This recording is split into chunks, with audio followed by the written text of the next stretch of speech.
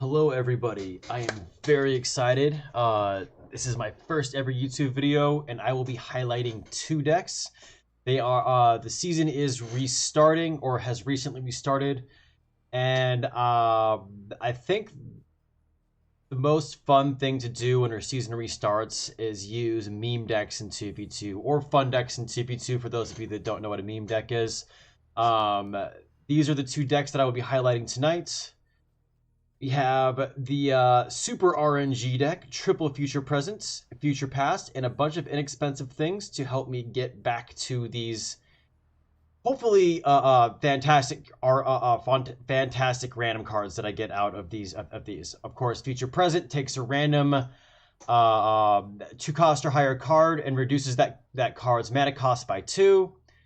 And Future Past, whenever it's the same thing, except it costs 3, it takes a random card, reduces its cost by 1. The other deck I'll be highlighting is going to be my triple laser turret deck. It is it's sort of funny. You pretty much just control the bridge the whole game. The power of the deck really comes from Stormbreaker's perk 2. All friendly range units gain marksmanship when summoned. That allows laser turrets to really just shut down the bridge, get you to Mana Frenzy. I'm not really sure if Call of Arms is what I will be using for the foreseeable future with this deck.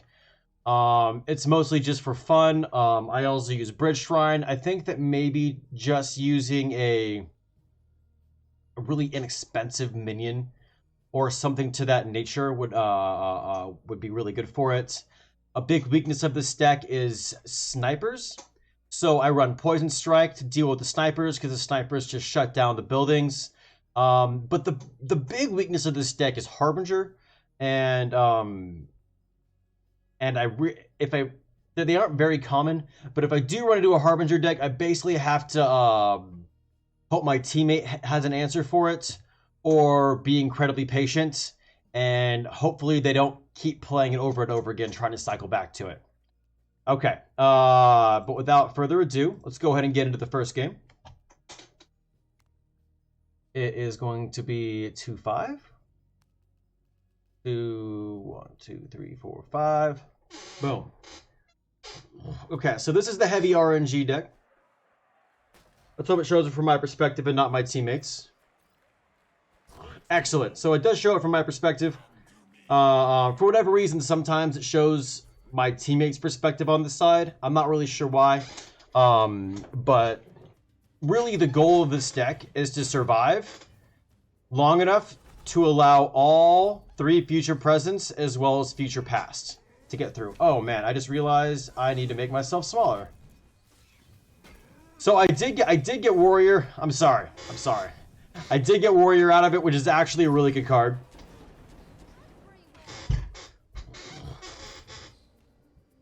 Incredibly underrated. A 1-cost Warrior is going to be incredible for this game. And now, because we are safe, it's very likely that I'm going to be saving for this 8-drop. Our HP is doing just fine. She dies, giving him invulnerability and rage. I think that kills the Incubus. It does. That's hilarious. She's a new card. She doesn't usually get value. Unfortunately, I got Glenn's Brew out of the next future present. My teammate played Spiritmancer, which is why I hurried up and played a bunch of small minions so that Spiritmancer's HP could get some value there. Out of my future past, I did get Mana Puff Madness, which is kind of a risk. Because you really have to time it in a way to where you're not just giving your opponents puffs, because it gives 4 to each side, right? So you have to make sure that you're on the pressure. You have to make sure that you're in a situation where you'll be able to kill them. I have a feeling I'm going to Glenn's Brew on this just to give it a little extra HP, a little extra ump. It's free, so I might as well cast it somewhere. I'm really happy that got played there. I'm pretty sure I'm going to play Warrior. Excellent, beautiful. I got myself a 2-cost Chain Lightning, and my deck has been created. I'm pretty happy about that. I'm pretty surprised I used Haunting Hugger Bottom rather than Mana Puff, to be honest. I also threw Heal Puff into this deck. It's kind of an important card because a lot of times I'm going to lose a lot of HP because this is quite a late game deck. And once I gain control of the game, I'd like to be able to heal up. My teammate now has Burn. Got pretty decent value there, actually. We have Puffs on the bridge, extra HP Puffs. That's pretty hilarious. And now my deck begins. It's just a matter of going through the motions, making sure I don't float mana. Getting back to those oh so precious cost reduced cards. Also, APEP has invulnerability. Another thing that you may not know if you're a new player, or even experienced players sometimes don't know this, but every minute that passes increases everybody's mana regeneration. I'm about to float here, aren't I? Oh no, I'm floating. I'm floating. I'm super disappointed in myself. Okay, there we go. Okay, we're out of the float. In any case, reduces the increases everybody's mana income by 20%, all the way up to 5 minutes, going up to 100%. However, it really benefits this kind of deck more than other decks, because the faster my deck can move, the better. Because I'm really just trying to get back to those reduced cost, high value minions. So the faster that I can get back to them, the better off that we're going to be.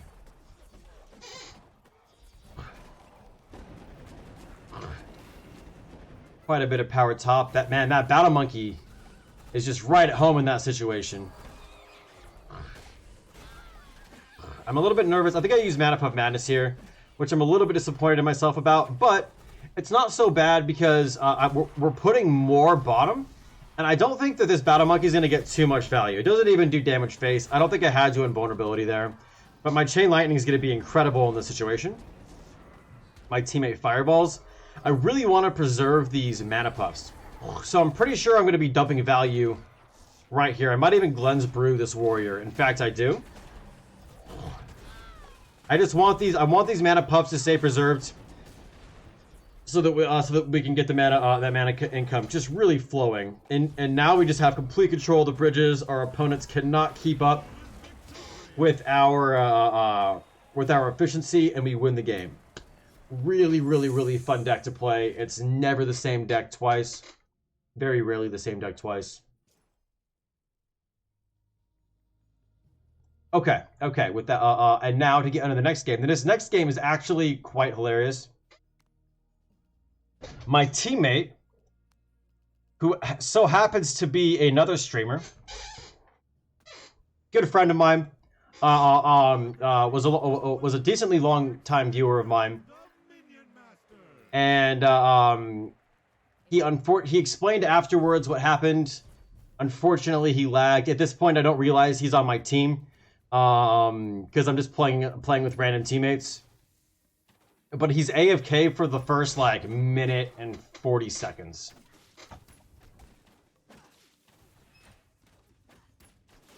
So, I have to struggle, and it's just, the outcome of the game is just, it's so awesome. It's such an epic game.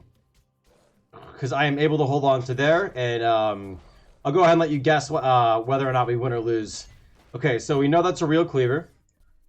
That makes Soul Stealer really the only thing that I could put there because of all the scrats. And right now I'm just trying to live. At this point I probably realized it's Red Shade.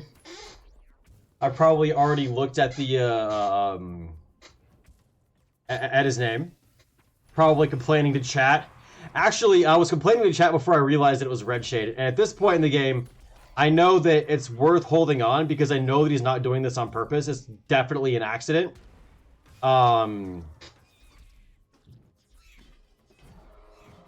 Because he would never do that to me intentionally. All right, now we're just trying to live. We have another, like 15 seconds left about until he gets here because I told you what's gonna happen. Soul Stealer here is pretty sweet. I really, I mean, I'm just trying to live, doing everything that I can to live. I can't really play much of any of my cards. 4 of my cards in the deck are completely dead, and Red Shade has returned, and the game begins. The game begins. I'm saying hello to him. I'm saying good luck, have fun. I think he's going to emote me back, realizing that it's me. Unfortunately, he had some lag. He's another streamer. I strongly recommend checking him out. I feel bad saying this, but I actually haven't seen his stream yet. We stream about during the same time slot, obviously. But yeah, no, he's a very cool guy, and based on this game, he's a decent player. All right, now just playing Patience. We don't have perk 2 yet, which is the very important vulnerability for surviving this. Shadow Whelp is just going to crush bottom. Also, to note, I got really lucky. I got Shadow Whelp as one of my future past cards, or my future present cards, which gives me a 3-cost Shadow Whelp. Fantastic card. Fantastic card to be costing 3 for us. I believe that is a real cleaver. I'm pretty sure, yep. Also, this is one of those games where, for whatever reason, it's showing it from my teammate's perspective rather than mine. I'm not sure what causes that, and I'm not sure if that's intentional or not. Alright. Another one of my featured presents was Curse Bear, another fantastic card to get. Very well-rounded, medium-sized tank, maybe medium to small-sized tank. It has a percent damage aura, which is fantastic.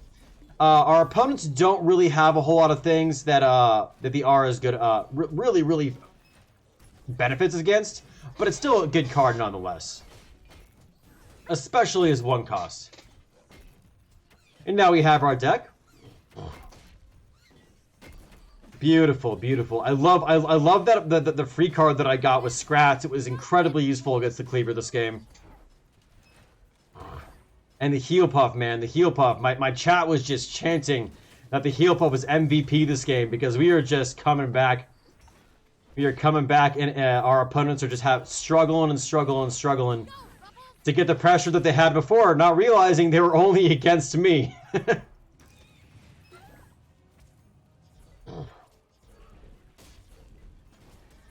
Red Shade playing a very solid Ziona deck.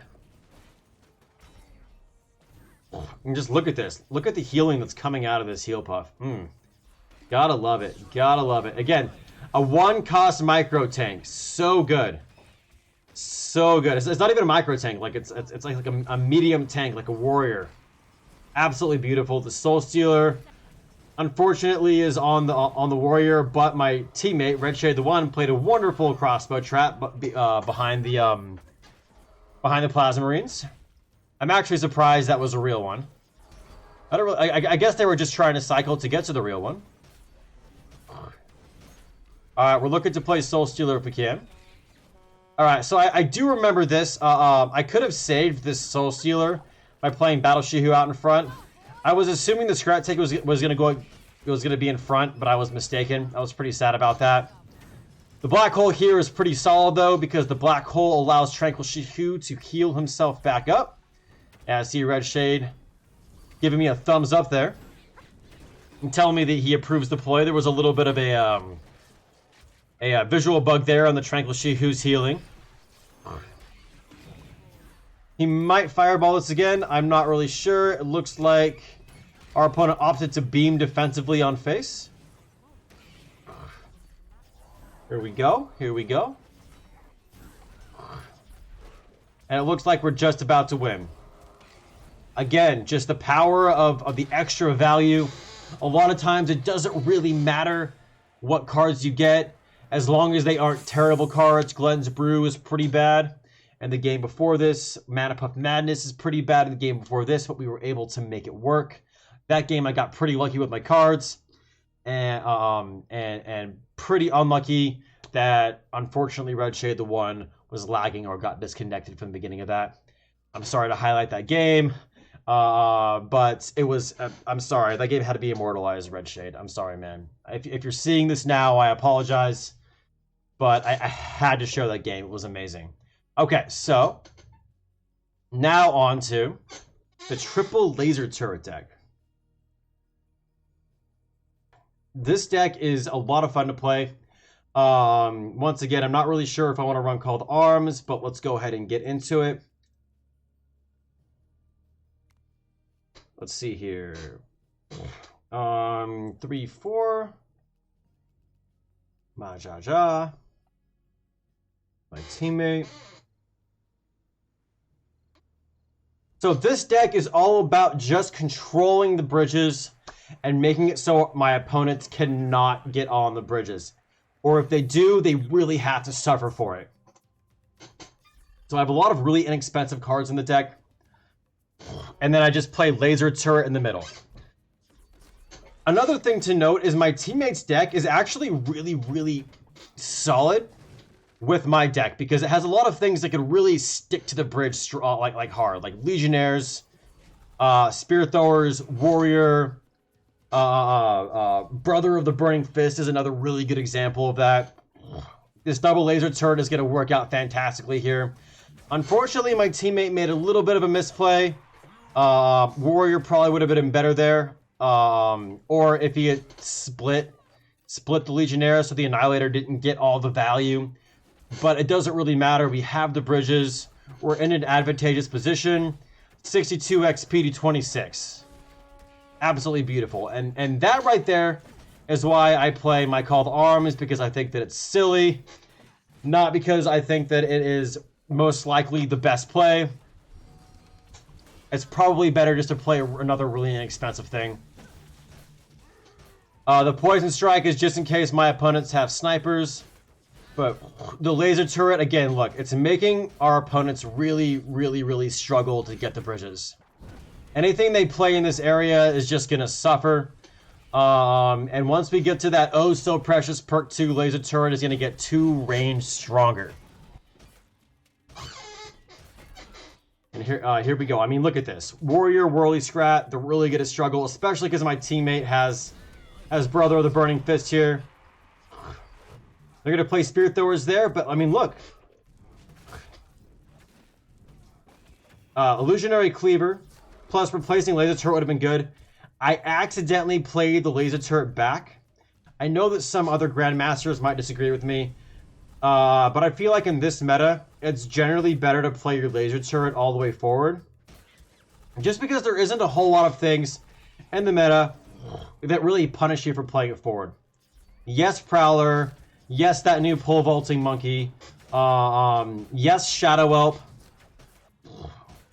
Granted, our opponents do have a Shadow Whelp in this game that they haven't yet at least abused well enough. Okay, so if my memory serves me correct, our opponents are about to have a really annoying push for us to have to deal with here. And I want to highlight that it's not terribly difficult to come back from an incredibly big push. So look, if I Poison Strike this, I could pocket Laser Turret here, but my teammate pocketed Succubus. That's the intelligent play. And then I just play Laser Turret again. We sacrifice some HP. We're right back in the game. Right back in the game. And once this Laser Turret goes down, I grab this bridge and play another Laser Turret. I mean, I don't have to play it immediately yet. I don't have to play it immediately. But I mean, look at this. They're gonna struggle the entire game holding these bridges. Look at the power of the extra range. And once we hit perk 3, the extra attack speed is gonna be absolutely beautiful. I should have bridged Buddy there immediately. That would have blocked the Shadow Bolt from being able to hit my Laser Turret. A bit of a mistake. But you know, mistakes are always made here and there, right? I'm allowed a mistake here and there, right? My teammate very, very intelligently protected my Laser Turret. That would have been heartbreaking. If my teammate had messed that up, it happens. And we just played at the Laser Turret. Look at this, 264 to 166. Such a funny deck to play with. Laser Turret is just so good here, especially because my teammate is so good at holding those bridges. He's going to go invulnerable, but his attack speed is so slow I mean, I played Illusionoid Cleaver. My teammate played. Oh, dude, if that Priestess got played there, it would have been so much better for them. So much more annoying for us. My teammate played the Spear Throwers just to add to it. He probably didn't have to, but I'm not complaining. Ooh, I didn't realize that when we were playing. They lost a lot of value there. And Stormbringer is now going to go off. My teammate has the dragon. I don't remember if he actually plays it in this game or not. But look, the laser turret is just shutting everything down. I don't remember if we get to Mana Frenzy, but it's so funny when this deck gets to Mana Frenzy. Maybe I'll highlight it again in the future because you just create a wall of laser turrets. And just wait for your teammate to win. It's so funny. Look, everything they play just dies before it can get to our side. And as long as my teammate's always making sure to fight them on the bridge, using my laser turret as a buffer, our opponents are in for a world of hurt. And it looks like we're about to win right now. Yep, it's looking pretty grim for our opponents. I have 3 laser turrets right up against the bridge. I was trying to blow a whole bunch of them out at the same time because I recognized the game was about to be over. Those were 3 highlighted games. I plan on doing this kind of video 4 days a week, and then I will be doing a draft once a week, explaining my thought process. Tell me if you want more try-hard games, if you want more meme games, if you want me to meme in 1v1. Let me know in the comment section below. If you liked this content, please remember to subscribe, and you have yourself a wonderful day.